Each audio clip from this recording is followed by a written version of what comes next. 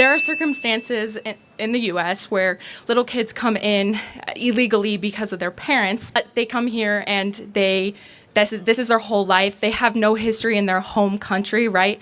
How do we humanely and as conservatives or Christians deal with this in a way that represents our values? You're not going to like my answer, and that's okay. The whole family unit should be returned back to the country. Okay, that's what I was tending to think. But and can I just build it out? Yes. So a moral teaching of Scripture is that you do not favor justice for the poor or for the rich. This idea of blind justice.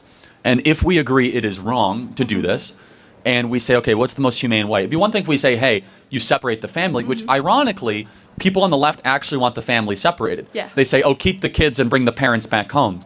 I think that's wrong. I think the whole family unit should return. And here's why, is that these parents, when they brought some of these kids across the border, they knowingly put their kids in harm's way. That's true. And it is not fair to the kids of other nations that are not able to legally immigrate into this country just because others were carried across the southern border. Do you think it would then be reasonable to give maybe these families, and unfortunately due to their parents' decisions, maybe more priority about getting an actual visa or? No visas.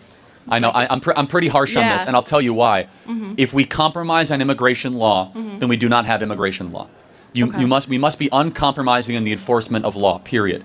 And again, if we want to accommodate certain things, then we're basically going to say, hey, this law should not exist and anybody can come in under any circumstances. But again, the parents are the ones to blame here, not the U.S. government. The parents brought their kids, and I'm going to say something a little bit provocative, almost as like mini hostages against the system, where they're like, well, you can't deport me because I brought these kids. Like a safety mechanism. Yeah, as a safety mechanism.